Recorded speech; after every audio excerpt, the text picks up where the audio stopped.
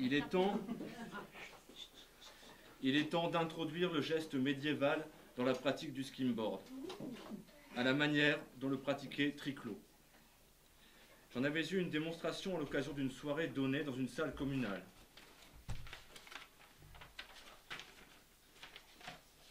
J'étais accompagné de Giuseppe et de Pierre, dernier de la classe et fils de l'instituteur tant redouté de mes années d'école primaire.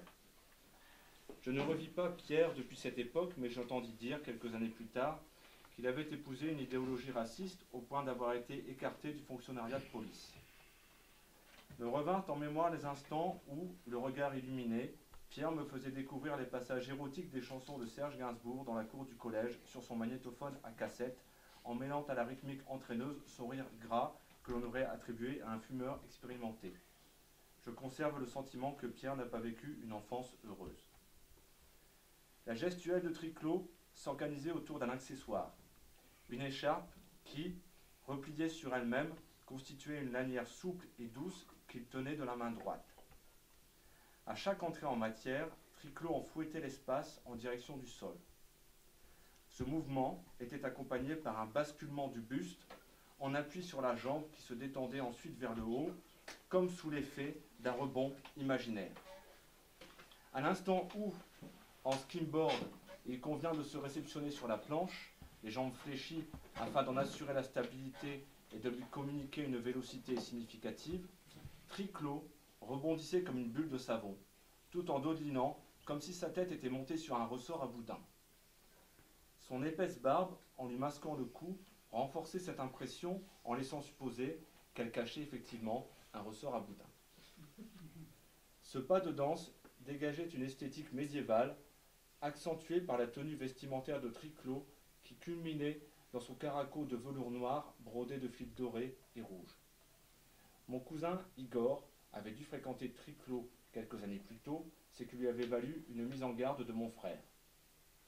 Je conserve de Triclot l'image d'une personne influente auprès de la jeunesse, aux allures folkloriques de gourou. À l'occasion de cette surboom, il était d'ailleurs accompagné de quelques visages bourgeois qu'il m'arrivait parfois de croiser dans cette région de mon adolescence. À l'instar de Pierre, mon cousin Igor semblait s'ingénier à ignorer le sillon tracé par son père, mon oncle Robert. Il s'agissait de la carrière d'enseignant des sports.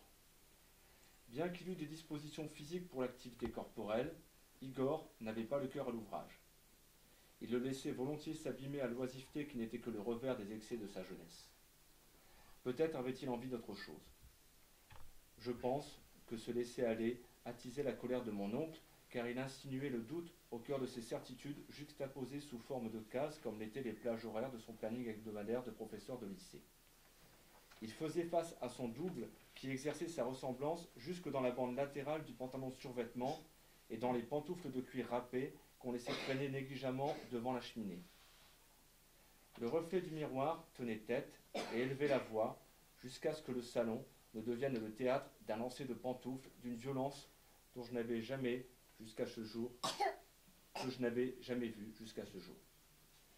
Le marxisme de mon oncle Robert, dont l'énoncé restait campé dans l'horizon, s'accommodait, bien avant l'effondrement du mur, des privilèges que notre société occidentale accordait aux personnes de son rang.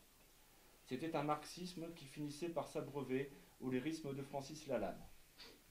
Mon cousin Igor était d'une génération dont le folklore portait l'héritage du pantalon que Bob Dylan avait piqué à Woody Guthrie. Je serais tenté d'y reconnaître les prémices d'une époque de précarité intellectuelle marquée par les multiples déguisements qu'emprunte la mentalité bourgeoise pour offrir à chacun le rêve d'une place sous le soleil d'une cabine de bronzage.